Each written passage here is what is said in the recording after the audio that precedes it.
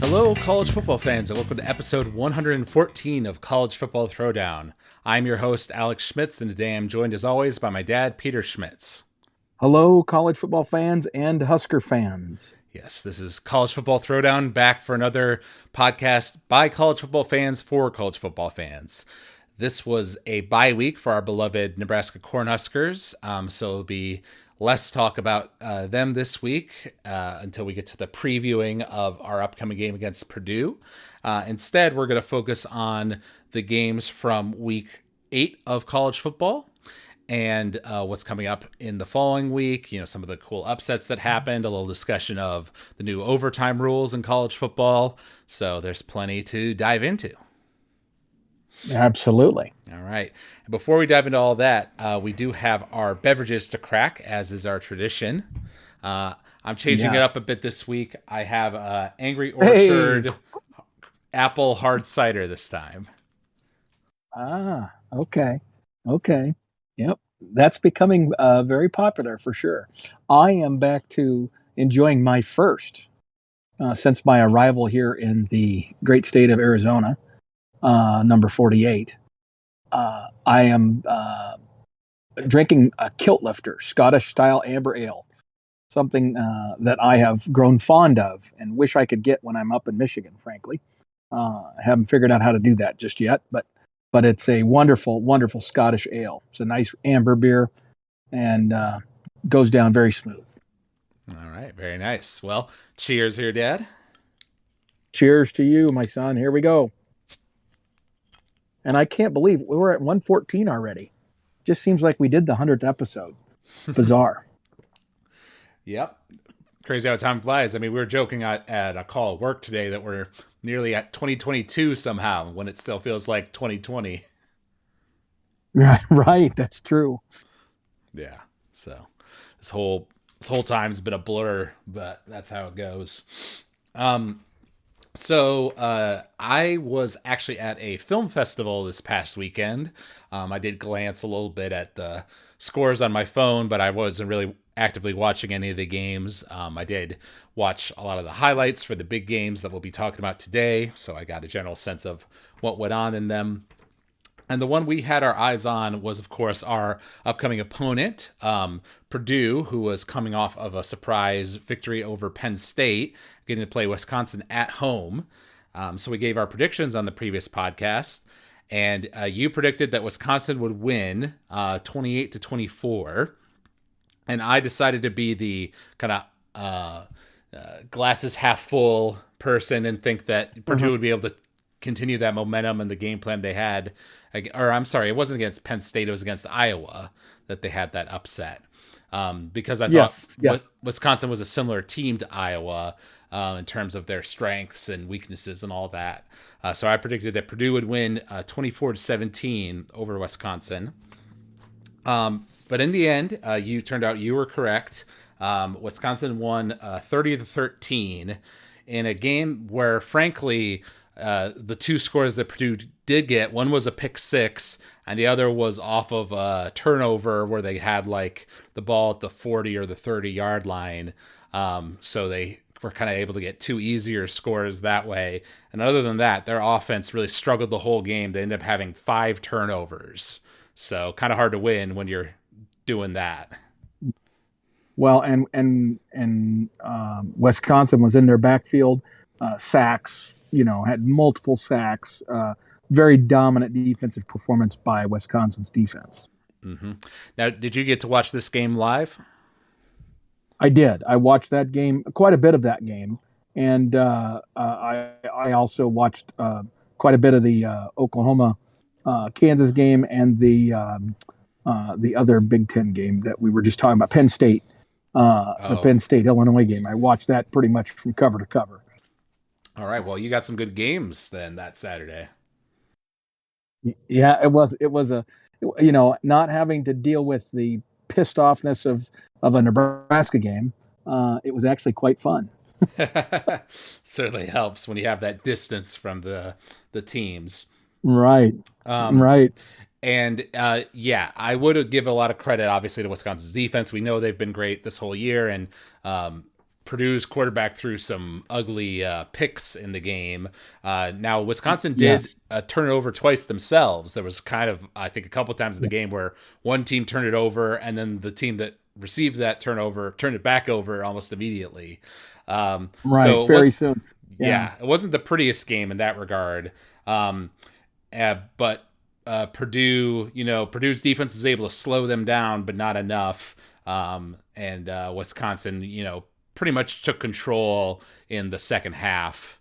And Purdue really wasn't able to catch up with them, partially because they kept throwing the ball into the hands of Wisconsin, and when they tried to run it, they were getting nowhere. You are correct. And what's interesting is that um, what do you want to call it? Wisconsin's really had given them enough turnovers and opportunities that Purdue really could have, if they had played a more clean game, could have made that a very interesting football game because, Wisconsin's offense made enough mistakes and presented enough opportunities for Purdue that had Purdue been playing at a higher level, like they did the previous week, they certainly had chances to win that football game. Right. Yeah. Weird how, they can perform so well on the road against Iowa, upset this, number two team in the Two, country.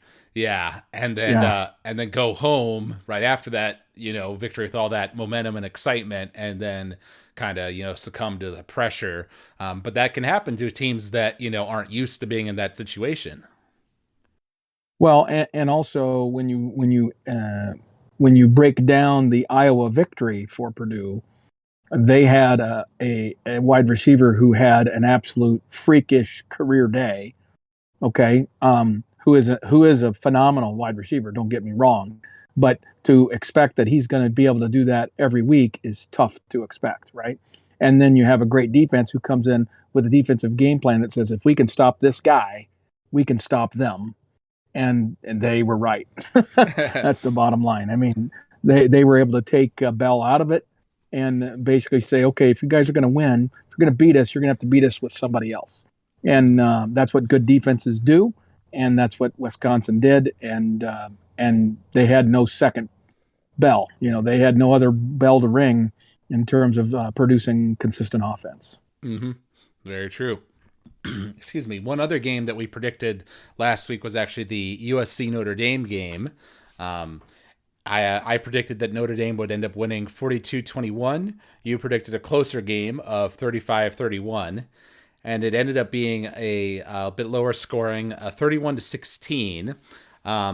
Though from what I saw from the score card, I believe most of USC's points came in the fourth quarter. Like I believe it was like 3-21 or something like that for the majority of the game. So USC really couldn't get anything going until the end. So it seems like Notre Dame kind of controlled that one. Right, right. Yep. And I did not spend a lot of time watching that particular game as I was watching something else in the evening when that game was going on. Yeah, that's kind of what I expected was going to happen. I mean, but yet at the same time, I just feel like Notre Dame's a good team, but they're not a great team. So they're going to do well, but are they a premier? I don't think so. And we'll see what happens as the rest of the year plays out and where they end up falling in the rankings and all that. But those are just two middle of the road teams there. Mm-hmm. And then you mentioned it earlier, that Oklahoma-Kansas game, which Oklahoma ended up winning 35-23, but the score is a little misleading in that Kansas was actually in the lead for 3/4 of that game. It was really some mistakes they made in letting Oklahoma get some big plays in the fourth quarter that really did them in, but it was really looking like they were going to be able to pull off the upset at home at Oh yeah. Kansas. They were playing some physical football, which was good to see, and kind of put Oklahoma on the back foot until their quarterback really started getting some stuff together for them in the fourth quarter. right. And their defense, Oklahoma's defense, really didn't show up for most of that game. Like, I mean, Kansas was, I felt, controlling the line of scrimmage, having they weren't just breaking one big play and then that's what was allowing them to score or whatever. They were driving the field pretty regularly. Kansas was very effective. And quite impressive, actually, given the disparity in talent between those two clubs right now. And Kansas would probably be viewed as a team that has probably less talent than just about every other Power Five program in the country, except for a small handful, right? So that's a team that Kansas that Oklahoma should be able to handle very easily, even with their C minus B plus kind of effort, or I mean a B minus C plus type of effort. So kudos to Kansas. I think they got the right guy as their coach, and look out for them down the road 3 years from now. Mm-hmm. I definitely agree. And there's one play in particular that a lot of people have been talking about. I'm seeing coverage of. I believe it was like a 4th and 1 or 4th and 2 for Oklahoma in that fourth quarter. And the quarterback, Caleb Williams, hands the ball off to his running back. The running back gets stopped short of the line of scrimmage and well short of the first down. And he's kind of getting stood up by the defenders.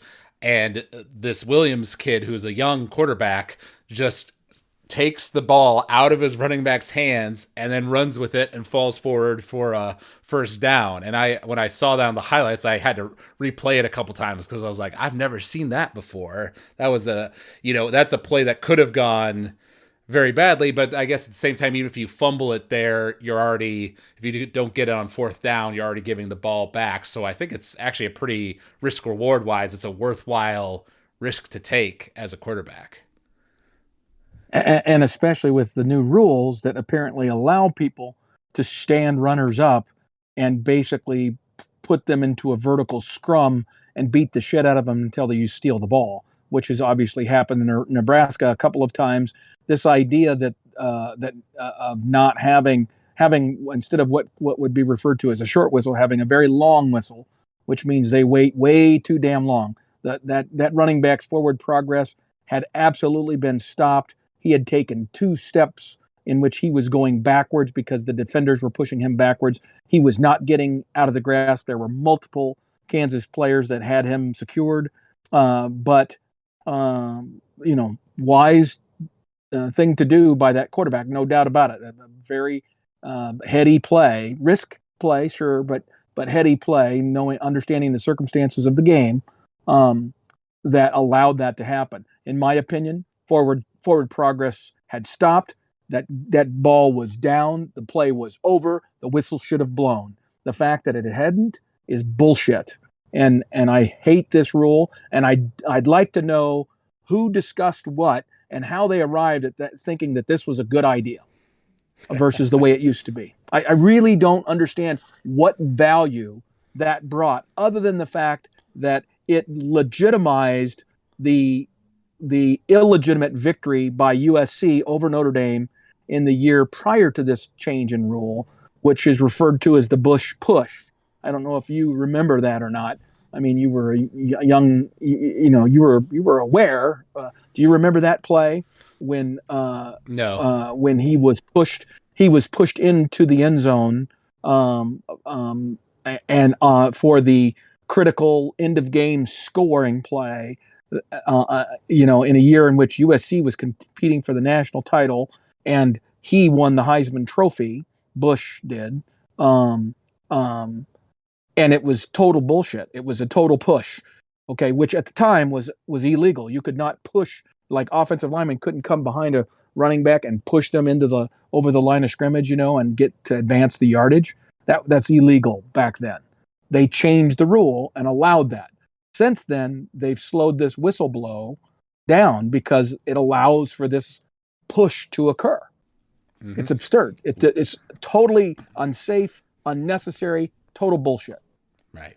Well, there was, I forget which game it was because I watched all of these highlights back to back, but there was a game where it was a similar 4th and 1, just quarterback dive play, and they definitely were stopped for a second short of the line, and then that kind of second Right. push came in, and they kind of fell over the line and got the first down. So that was an Yeah. example of To me, exactly what you're talking about. that's an extremely dangerous play. And you know what? When they end up breaking somebody's legs, or worse, breaking somebody's neck, or something like that, because all of a sudden, 600 or 900 pounds, three linemen come barreling in there and pushing somebody, and somebody whose leg is in a precarious situation just gets snapped because of all that massive push and force and weight. And then they'll revisit that rule and probably change it back to where it was. I just do not understand why they changed that rule. That's not football. Yeah, and I said something similar on the previous podcast, I believe, because I also kind of hate it when it takes forever for the whistle to get blown. When forward progress is clearly stopped, and yeah, it seems like those are some of the situations where Right. player is prone to injury. Right. I mean, arms get broken, jaws get broken, because when you stand a guy up like that, then you're going in there and you're hammering that guy. You're beating the hell out of his arms. You're doing anything to punch that ball out, right? Mm-hmm. Because the whistle hasn't blown, so I can do it, right? So my teammates have already secured him. He's not breaking free and going to advance the ball. Now he's mine to just rip him apart. And so people come in and are just hammering and just doing bad shit. And I don't understand how that's good for the game. Mm-hmm. That's not a good play. Yeah, I would agree. So I would agree. Another interesting game from this past week was Pittsburgh versus Clemson. This is an interesting situation where actually Pittsburgh was ranked 23rd in the country and Clemson was not, because they've had a couple of unexpected losses this year. And this was added to the list because it was a 27-17 victory for Pittsburgh.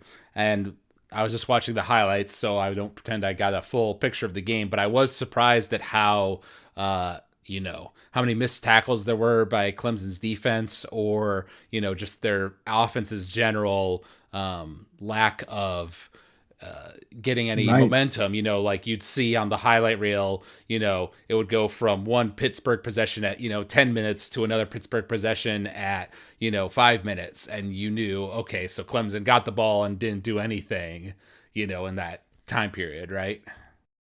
right. No, I know. And the thing is that it's just true.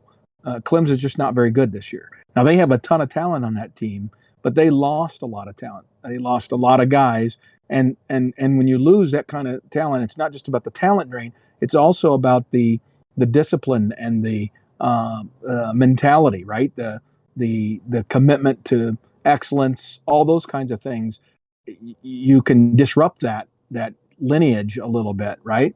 And all of a sudden, these guys who are used to being on the other end of big scores, they're not used to having to fight for every game. They're not used to being beat by good teams. They only lose to great teams, right?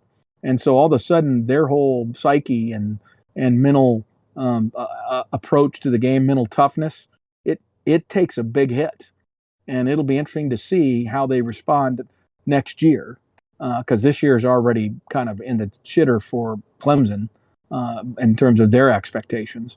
But they have a lot of talent. So the question is, if they still have the right culture, they'll emerge from this as a better team, and next year probably be right back in the thick of things, right?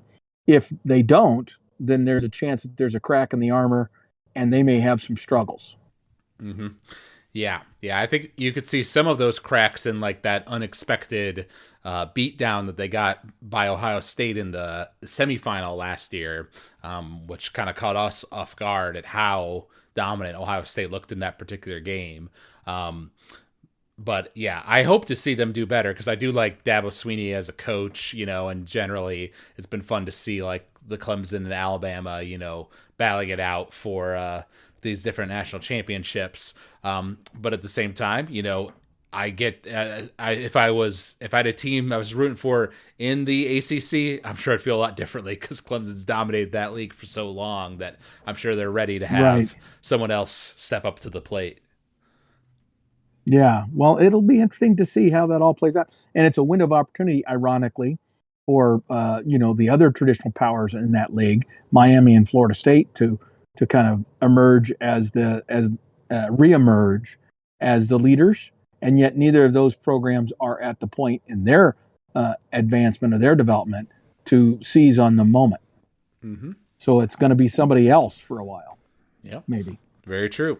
And this was an interesting one. I didn't really watch any of the game, but I just thought the score was crazy. Wake Forest 70 points, Army 56 points. So Yeah. looking like a basketball game over here. Oh, and it was crazy. I mean, I didn't watch the game, but they kept interjecting the updates into the game because it was so crazy, just back and forth and back and forth and back and forth. And I really thought maybe Army was going to win it for a while, but Wake Forest just kept responding. Army would tie, then Wake Forest would just turn around and score again, and then Army would tie and then score again, and then I think at some point Army took the lead, like in the fourth quarter or sometime, and it looked like maybe things were going to go their way. And then next thing Wake Forest scores, and then they score again, and it's over. But it was obviously a crazy game. Yeah, no defense on that particular day. No, Um, none. yeah, and then this was interesting. Undefeated Oklahoma State, ranked 8th in the AP poll, lost to Iowa State 24-21 in a game where Oklahoma State had the lead in the fourth quarter, and Iowa State kind of drove down there to get a touchdown and then had to stop Oklahoma State to seal it up. So another cap in that coach's or a feather in that coach's cap, at his time at Iowa State. Yes, absolutely. And I think unexpected. I mean, I thought Oklahoma State was going to win that game pretty handily. So very impressed that Iowa State was able to make that happen because they've had a disappointing year. Right, for their new standards, after having Matt Right. Campbell, right? That's his name. Right. But they thought that going into the season, they were preseason ranked. Many thought that they were going to be right there, maybe third or fourth in the Big 12, right? Kind of just below Oklahoma and Texas. And but then they struggled early in the season, got beat by Iowa, blah, blah, blah. And they're thinking, well, maybe they're not so good, but they do this. So they may be getting their stride, right at the right time now. And this is a minor question, but it just came up to me because I saw a news article that, of course, it was at Iowa State. So the Iowa State fans stormed the field afterwards at this big upset and everything. And apparently the Big 12 commissioner said that he wasn't going to fine Iowa State for that. Even now, we've seen some other big upsets in games previously in the season and other conferences where fans have stormed the stadium, and the university has been fined for that, pretty significant amounts of money. What's your kind of stance on what's the right thing to do in those situations? I don't think that anybody should be being fined because people storm the field. I think what you probably need to do is, make sure that you have security team in place to discourage that activity, right? And to make sure that it's not going to happen, which, they've found ways to do that, right? But to keep the stampeding from happening, because people have died in those, and so it can be a dangerous thing. Wisconsin, in fact, an attendee, I don't know if it was a student, I think it was, but an attendee to the game who stormed the field at Wisconsin, and then they were going to go through this gate, and then the gate didn't open. And all these people all rushed the field, and the pressure crushed some people. So, I mean, it's a dangerous situation when that happens. But to fine the university doesn't make any sense to me at all. Mm. All right. Yeah. I'm kind of leaning in that direction too. I mean, I feel like those situations are rare when they happen, so might as well let the fans celebrate in the moment. Maybe that's, like you say, that's kind of on the facility staff to kind of have a plan in place for, okay, this is our protocol. If the fans storm the field, this is what you do, to avoid a situation like you said where the gate doesn't open or whatever. Right, exactly. And so I get that you're trying to hold the university accountable, that they have to have a plan in place for that sort of stuff to keep it from happening. But at some level, you got a crowd of thousands of people and they want to storm the field. You know, almost anything you might put in place to try to minimize that or keep that from happening is not going to be foolproof. Right. Right? That there's going to be a way. You hope that it's enough to just discourage them from trying. Right. That's what you're hoping. You're hoping you're giving them a show of force that's sufficient to keep them from trying. Yeah. And then the last game that we'll talk about, and probably the most surprising upset of the weekend, was Illinois playing against number 7 ranked Penn State and winning 20-18 in the ninth overtime of the game. Now, this is the same Illinois team that beat Nebraska in the first game of the year, and since then has done absolutely nothing. So, as a Nebraska fan, it kind of made me good to feel like, okay, so we weren't the only ones that got like upset by this team. Like somewhere down, right? And this is a Penn State team that was a top 10 team. Yeah, it was an impressive win for them. And frankly, if I recall right, it was that. What do you want to say? Illinois was down by 3 points and this drive in like the fourth quarter, and they actually scored a touchdown. They threw a touchdown pass, but then it got called back for some penalty, and they had to end up settling for a field goal that brought the 16-16 to tie the ball game, brought them into the overtime. But actually, there were two penalties during that sequence. They effectively scored twice on that. Scored touchdowns twice, and both of them got called back. That's right. It was awful. It was awful. The refereeing in that game was atrocious. It was pretty clear they were trying as best they could to make sure that Illinois didn't win that game. I believe. Again, I think that there is, whether it's unconscious or conscious, I don't know how much of a conspiracy theorist I want to be, but I'm telling you right now, it is not lost on me how one-sided the refereeing was in that game, and Illinois had to overcome the 11 Penn State players and the ref to win that game. Right. And they did it. Yeah. Well, yeah, and actually I think the score was 10-10, right? Because then both teams went and scored 2 sets of field goals at the first 2 overtimes to keep things tied. Either that or they each missed a field goal. I don't remember, but regardless. No, I think they both made it. Yeah, they both made the field goals, and then, and I believe Penn State had some opportunities for field goals early in the game, and they missed them, which obviously comes back to bite you in that overtime situation.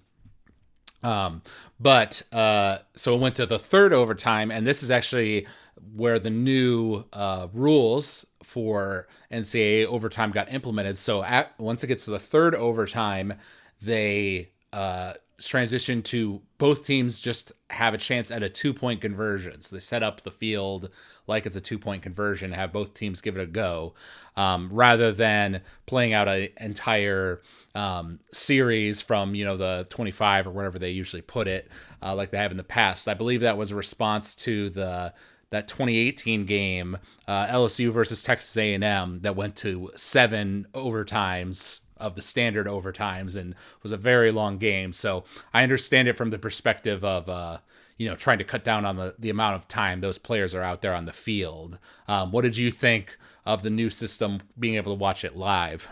Well, it was interesting to watch since it was one of the first times I'd seen it. And it was a chuckle. But they have a huge oops in that whole series because here's what happens. Every time the series, once you flip the coin for the first overtime and one person wins and one person loses, they don't go through the coin flips anymore after that. Okay. The other team just gets the option. Well, the problem is that what happened in that game, which if you didn't watch it, you didn't see this, was you have Penn State. This was at Penn State. So when Illinois had the option to choose where they wanted to, which side they wanted to defend, right? They chose to go away from the student section, right, to the other end of the field, and then Penn State, every time when they had the option to choose which end of the field, they wanted it on the end of the field with the students. So between every one of these stupid little one play overtimes, they were actually having to walk the entire length of the field, Okay, both teams. I was wondering about that because Yeah, it they were seems doing it. like It was absurd. It was crazy. And it is so stupid. So they've got to change that rule so that they basically say, okay, once we do this, we're going to play the next two overtimes on this end of the field.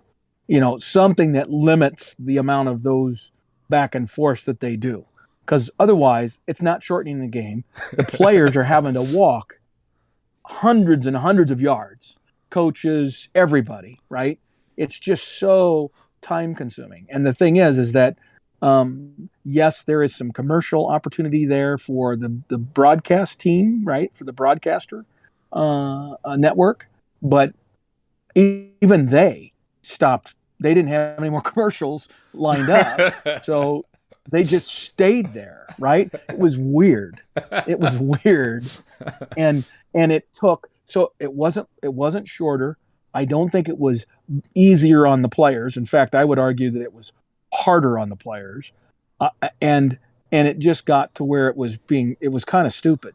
So I think they need to change something in that rule setup that allows them to be somewhat equitable. But there's a lot of stadiums that are just like Penn State's, where one end of the field is where the students are, and the other end isn't, and they're going to um, want to switch back and forth, right? That's going to become a common thing as this new overtime rule gets utilized more on more frequent occasions. right.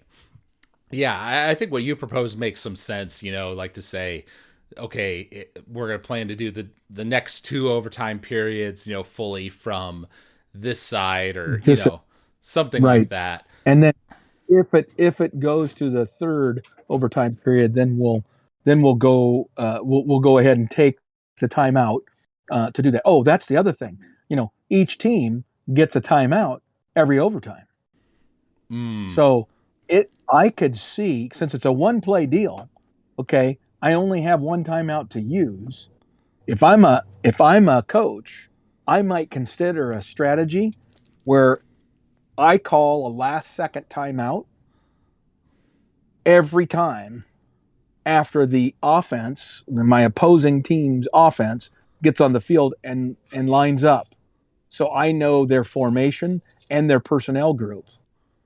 And then I call a timeout and give myself an opportunity to say, okay, do I have the right defensive personnel in there for that? And keep an eye on what they're doing. You know what I mean? Like, yep.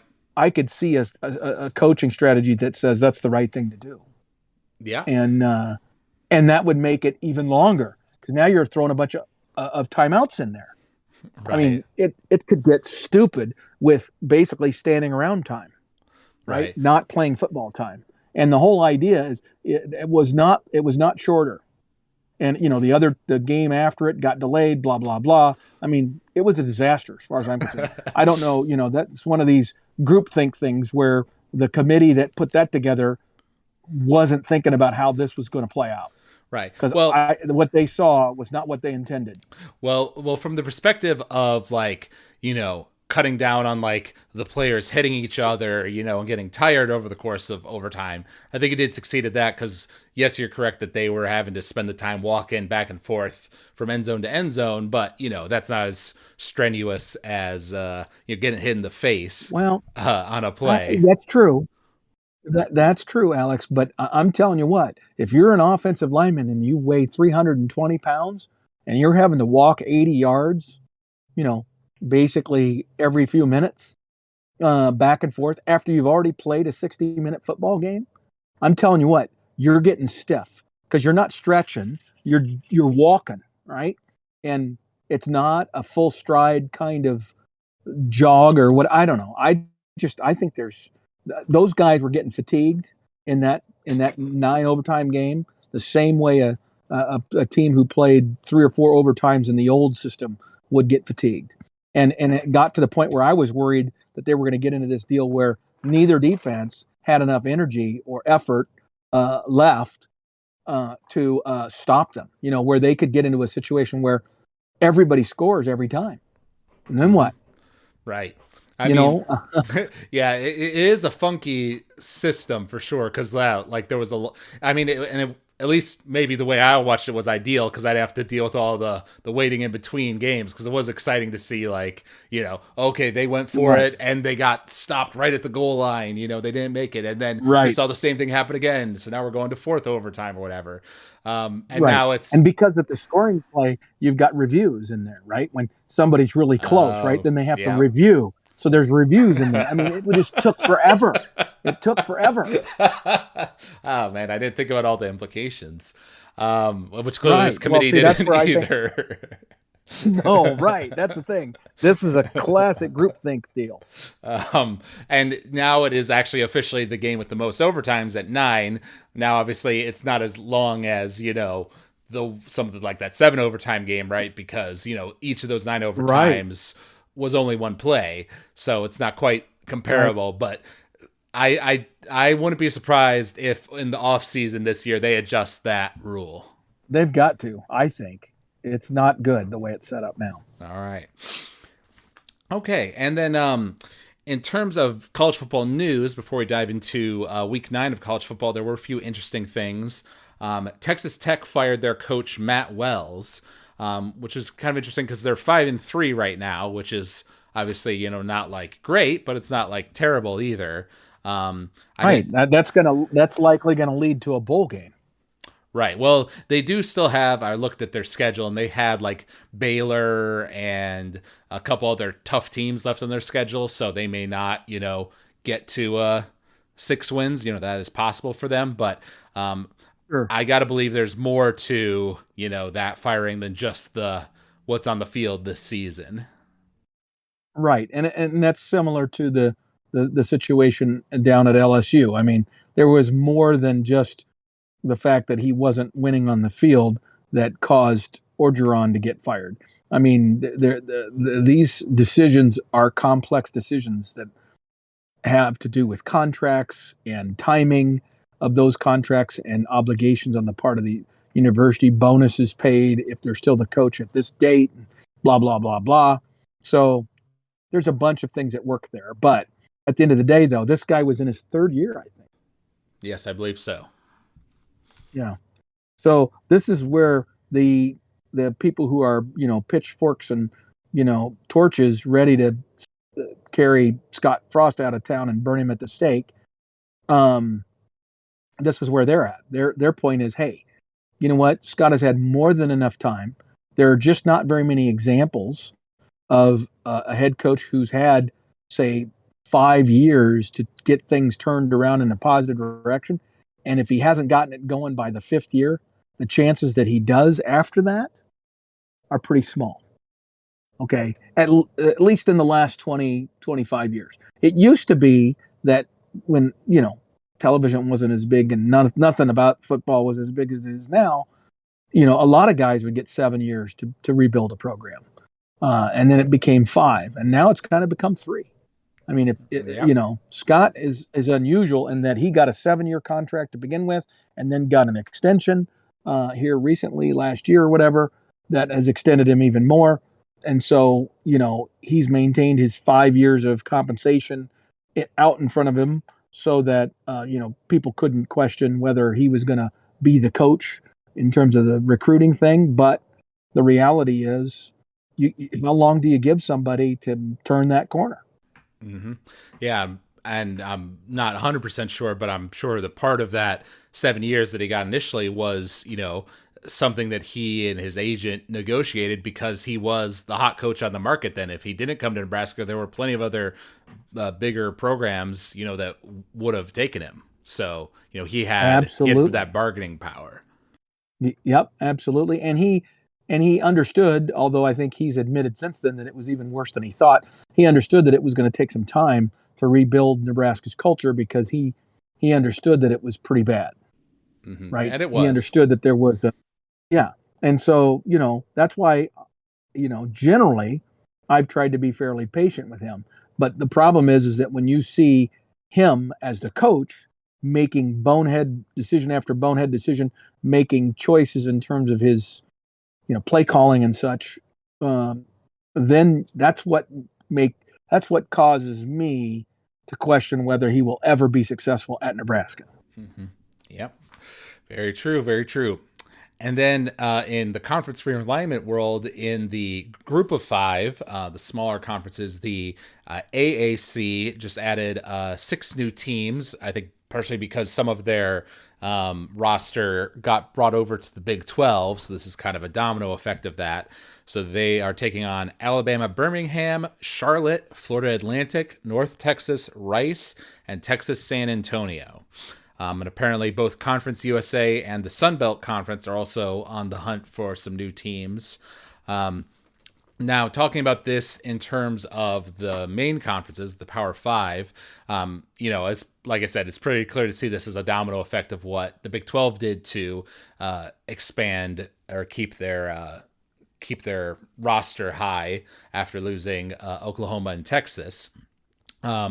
What it did make me think about was that it is interesting that we haven't heard any rumblings from the other ones, like the Big Ten, the ACC, the Pac-12, no real rumblings about conference realignment there in a while, even though I kind of predicted that, I thought it would be in the Big Ten's interest to try to grab some other teams, behind the scenes to try to combat the growing power of the SEC. Now they do have that inter-conference pact, but we've already discussed how flimsy that piece of paper is that agreement is written on. So I wouldn't be surprised if there is some discussion behind the scenes still going on, with some of those bigger conferences. But the silence is interesting. What's your take on that? I would 100% agree with you. I think that there is still conversation going on. I think that inevitably there's going to be more movement because what's happening when, like you say, this domino effect, all these, opportunities, these potentials, right, are going away. These potential options for these conferences are going away, and so you have to really do the math and say, well, if all these other conferences go to these larger quantities, what does that mean for me in terms of maintaining my share of the television revenue market that I have or expanding it, right? And obviously, the SEC was the wise one who struck first and with the right target, okay, and hit the home run. Now, I really thought that if we had a good leader in the Big Ten, that they would have aggressively went out and considered the possibility of moving from 14 to 16 at least, if not going all the way to 20, and basically going out there and making us a coast to coast conference and drawing in the USC's and some of the other teams, Washington, Oregon, other schools that were like-minded to us, that were AAU schools in terms of the academic side, and the research side, and that had major athletic programs. And had the Big Ten been willing to do that, then they would have had something to go to the television partners with. Now I think they've missed on that opportunity, unless that's still going on quietly in the background. You know what I mean? It wouldn't surprise me if there's still some conversation going on between USC, Washington, Arizona, and Oregon, I think, were the four from the Pac 12 that might have made sense. And Stanford was the fifth one that we thought would have made sense. And then if you got those five, then maybe you go to Notre Dame, who is not yet a full member of the ACC, and say, hey, Notre Dame, now we've got your traditional partners of USC and Stanford, who you play every year in football. We now have them as part of our conference. Go ahead and come on and join us, and let's get this thing done. And then that would be your six editions, okay? Take you from 14 to 20, and you're done. And now you've got a coast-to-coast conference. The Big Ten is now a coast-to-coast conference. And you figure out the details of how many pods you have and how you do your scheduling and all that. But at least you now have that group to negotiate collectively for television rights, which frankly, this is all about television money. Yep. It's all about money. And that, what you just described, if the Big Ten was able to pull it off, that would be quite a coup of, getting some big time teams to join the conference.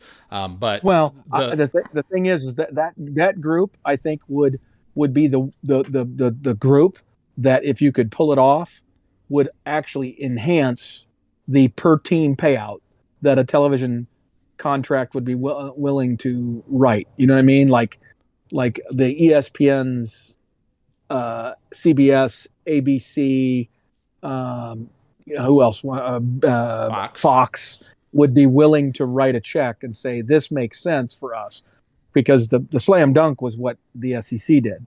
They already had a great contract. They already have a great quantity of spectacular schools, and they just brought the two best schools from the Big 12. The Big 12, you know, it'll be interesting to see how well they compete, both from a recruiting standpoint and from a national championship getting into the mix kind of standpoint once that new league exists. Mm-hmm. With BYU and those guys. Yep. Well, I think they are being helped a bit by the fact that Cincinnati is having a great year so far. And they're now going to be a member of the Big 12. So there is that for them. But I'm also interested to see that because earlier in the year, we predicted that the Big 12 wouldn't make it through by the time that all of this conference expansion stuff was over, that they would basically dissolve. Right.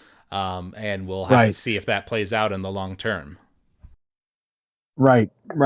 I still think there's a few more shifts that are going to happen. And I think some of that conversation is still going on. Yeah. I don't think it's done. No, probably not.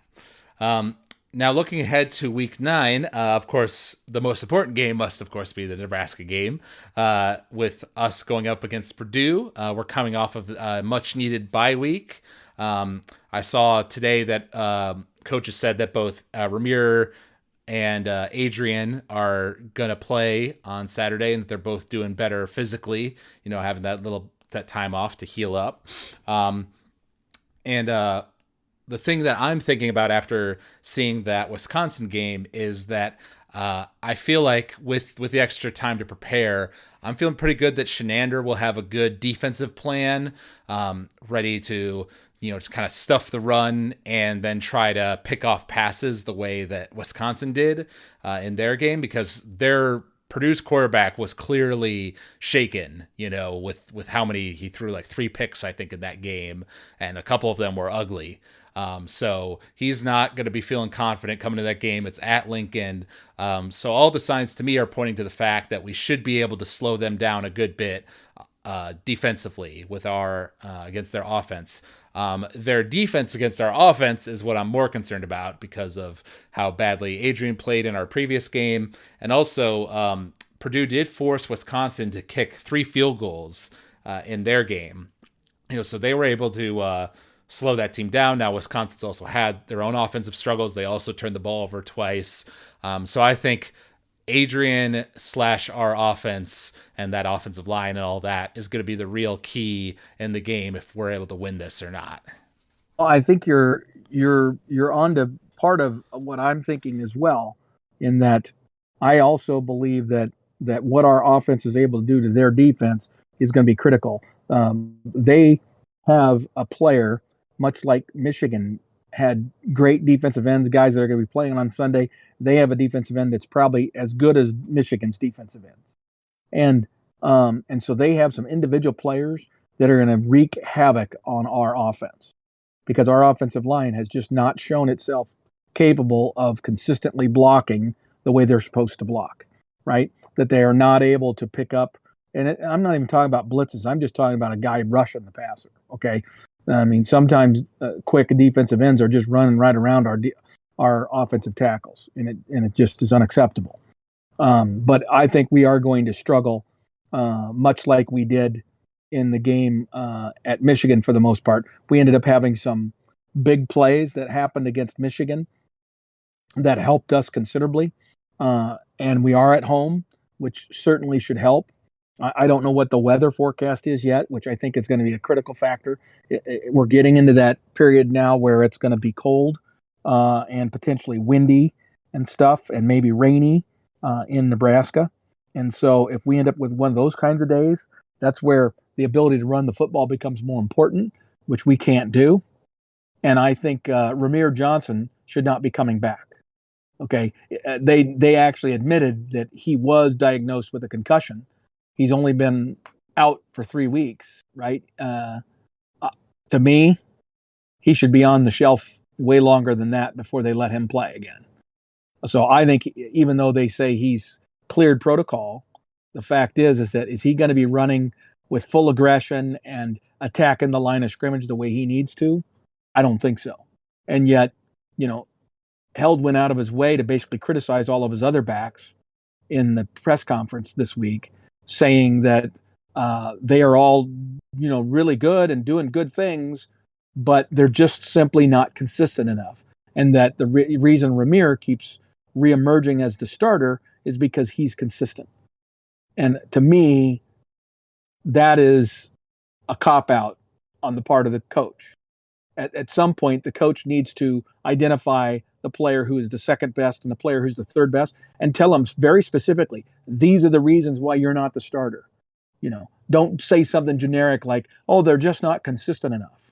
No, you need to tell them specifically, this is what they need to do better. He talked about the fourth team guy or the fifth team guy and specifically said, this guy has to learn how to catch the football. Okay. Which means that he's really struggling to catch the football. Uh, if he actually mentioned it in a press conference. So I am very concerned about what we're going to get out of our running backs. I think from what I understand, Adrian is hurt more than we know.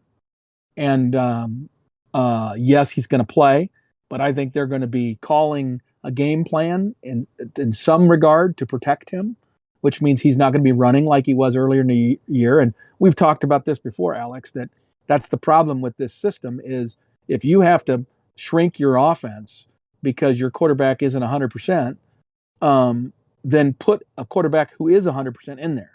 This would be a game where they should be playing Smothers and using Adrian as the emergency backup. Give Adrian another week to, but that would have been the thing to do at the beginning of the week. Give Smothers all the first team reps and have Adrian be treated more like the second team guy, so that he wouldn't have as much, banging around in practice either, right? So I don't. There's nothing about what I've heard coming out of Lincoln that leads me to believe that we've made any big steps this week. I hear what I think are setting up for a bunch of excuses after the game. Oh yeah, that's not a great sign. I will say, if the weather is bad, like you were saying, from the stats, Purdue is like one of the worst teams in the country. I'm pretty sure in terms of rushing. So they're a team that also can't rush the ball. Well, right, that might play into our but favor in a certain way. But no, but they have Jeff Brom as their head coach, and I would choose Jeff Brom over Scott Frost based on what I now have seen from both of those coaches in terms of readiness. Scott Frost, we win if we can get up 21 points, then we have a very good chance of winning this game. But if the score is within 14, or it's within 7 for sure, we're going to lose. That's the way I feel. I mean, the only way that I see Nebraska winning this game is if we go out, we have success early, we're able to continue and maintain that success throughout the whole game, and we end up winning pretty much going away. Mm-hmm. Or alternatively, it's a tight game where we fall behind by halftime. We're behind, and then we're spending the whole second half trying to catch up, get within 7, get within 10, whatever, and it's back and forth, and then we lose in the end, and it ends up being, well, I kind of have an idea of what I think the score is going to be, but I mean, there is a scenario much like the Northwestern game where we come out firing on all cylinders, all fired up, and execute at a high level like we're capable of. If we actually had a mentally tough team and we played with the same focus and proper preparation like we did at Northwestern, then we beat this team easily. I think, talent-wise, we've got way more talent than they do, except for 4 or 5 spots out of the 22. Right. All the other spots, we're more talented and we're deeper. But our coach can't hold a candle to this other coach. Brom is a good coach. Okay, and he struggled last year because he had a defensive coordinator who was Bob Diaco. Yes. Okay, and that he was a 1 year defensive coordinator, and Brom got rid of him. Again, Brom got duped just like Nebraska did with the Diaco image, right? Um, but now he's got a defensive coordinator that he believes in, and they're playing good defense. So um, until I see it out of Nebraska where they can actually hang in there, mentally tough in a tight game, back and forth, and win it. Okay, ultimately, I can't believe they can win that kind of game. I need to see them do it because I think the weakness is not just in the players; it's in the coaches. I think Scott doesn't know how to coach a game like that. He doesn't know how to coach tight games. Mm-hmm. He, Yeah. he doesn't he doesn't understand how you have to simplify and focus in on what it takes to get first downs. We've gone over this so many times. I know it's a broken record. Yeah. Um, so looking ahead to that particular game, on paper, everything seems to be pointing Nebraska's direction that it's at home. Purdue's coming off of a tough loss to Wisconsin where they had 5 turnovers. We have a bye week, extra time to get healthy and prepare for the game. So all of that would make one think that we should be able to win this, and I'm going to be optimistic because I kind of have to, because this is a must-win game for Scott, because the next 3 games are all probable losses. So this is the one Scott has to win, and if he loses it, it's going to get ugly in Nebraska Nation. So I'm going to predict that Nebraska wins, and I will say that it ends up being 28-14. I love your optimism, and I totally agree with everything you said, but I can't agree with it. Not for the because again, Alex, I'm tired of hoping, basing my premise on the hope that Scott's going to figure this out and get it right. Okay, he doesn't seem to get it. He doesn't seem to understand what it takes to win.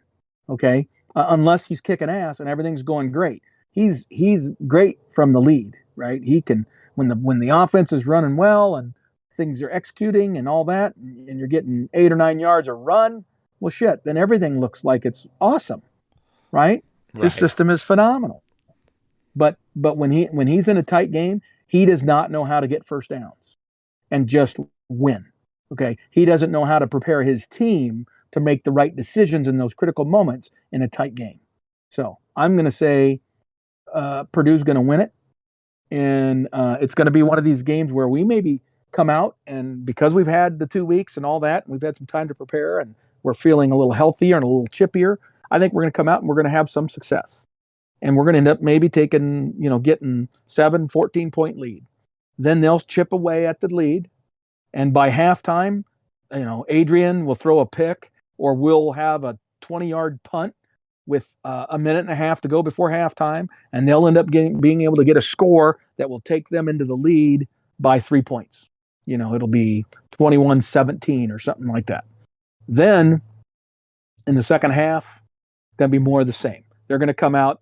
They're going to get the ball to start the second half. They're going to drive down and score. Now we're down, 10 points or 14 points, and then we're chasing them the whole rest of the game. And then we'll score late after the game's been decided, and the game will be within a score. So it'll be another one of those close losses, and it'll be like 35 to 21. No, excuse me, 35 to 31. I'm going to say 35 to 31 Purdue. All right. Well, we'll see how it plays out. We'll be crossing our fingers for our Nebraska Cornhuskers, of course. Yeah. Oh, trust me, I'm going to be rooting really hard for them, and they have to win it. You're exactly right. This is a must-win for Scott for so many reasons, and he should win it. He's got more talent. Yep. If he knew how to coach a team to win, then I wouldn't be concerned. Right. I really wouldn't be that concerned. I mean, if Tom Osborne had this talent, we'd be kicking this team's ass by 4 scores. Right. If we were running Tom Osborne's, staff, Tom Osborne's basic system, we'd be kicking ass with this team. Yeah. Um, Well, yeah, but so that's why it's hard to get another Tom Osborne, right? Because he's one of the greatest of all yeah, time, well, I and know. they don't come Well, along I know, but I every mean, decade. okay, I'm trying to think of, I'm trying to think of, you even uh, other coaches. Well, um, if Frank Solich had this talent and his Ohio staff was our coaches right now, we win this game comfortably. hmm Basically, you're saying we don't need anything fancy. We just need like solid football fundamentals, basically, with this talent, and we Exactly. beat teams with worse talent. Right. Right. But we put ourselves like we did last week against Minnesota. We put ourselves in situations where we don't take advantage of what we can do, and then when another team throws a wrench at us, like Minnesota did with the jumbo offensive line sets, um, we're unable to adjust and make them pay for being trickery. For being goofy. hmm So I don't know. All It's right. frustrating to me. Going to the other games of Week 9, I'm gonna kind of going to speed run through some of these, even though there are actually a lot of good games this weekend. We've got Iowa versus Wisconsin and Penn State versus Ohio State in the Big Ten, and then we've also got Wow. Texas, Baylor, Georgia, Florida, and Ole Miss versus Auburn. So now we're kind of getting to that later part of the season where the bigger teams are starting to play each other. That Penn State Ohio State game in most seasons would be the two top teams of that division clashing against each other, but with Penn State kind of falling down a bit, it's not quite that same clash of the Titans it usually is. No, I agree, and I would expect in that game Ohio State wins comfortably. Um, now, and then we have what was the other one? Oh, Iowa versus Wisconsin. That's a huge battle. Mm-hmm. That's a huge battle. I think Wisconsin wins that. Could be with them coming off the win over Purdue, and I think Iowa won their game this week, but I don't think it was against anybody special. I don't know if they played. I can't remember. But you're right. If they did play, they they won. They won. It wasn't like another upset or anything. Oh, okay. And but Wisconsin, is that Iowa Wisconsin game? Where's that Okay, located? so I just did a quick research. Iowa actually did have a bye week like us, so they did have 2 weeks Okay, to prepare for this game, but it is at Wisconsin. at Wisconsin. See, I think this is a huge game for Wisconsin. I think their crowd is going to be just rambunctious, rabid, and I think it's going to be a tough day for Iowa. Mm-hmm. All right. I'll go the other direction just to create some interest. I'm going to say that after the tough loss that Iowa had to Purdue and then watching Wisconsin beat Purdue, it's kind of interesting to have them lose to Purdue. Wisconsin beats Purdue. Now Wisconsin plays against the team that lost to Purdue, Iowa. Um, Right. but I think with that extra week to prepare, and Wisconsin's own struggles on offense, like you said, that if Purdue had been playing better and had been able to take advantage of Wisconsin's mistakes, they very well might have won, and that's kind of Iowa's mo, right? So Yeah, it'll you're kind of be right. interesting to see those two philosophies go head to head. Yeah, you're right. And the brain in me says Iowa's going to win this game. Okay, because Iowa's the better team, the better coach team, the more mature team, all those things. They make less mistakes, just like you said. But this is being played at Camp Randall on the heels of a Wisconsin momentum building victory, and I think Wisconsin will wisely have a very very conservative game plan where they pound the rock and basically try to make Iowa stop them. Mm-hmm. A little bit like Minnesota did to us. Yeah, a little bit. But the big game of Week 9 that we're going to give our last prediction for is the Michigan State game, a rivalry that we are very well familiar with, coming from Michigan and growing up there, at least for me. And it is at Michigan State this year. Michigan's ranked 6th, Michigan State's ranked 8th, so they're very close in ranking and national perception as well. So I believe game day is going there as well. So, that's going to be getting a lot of attention.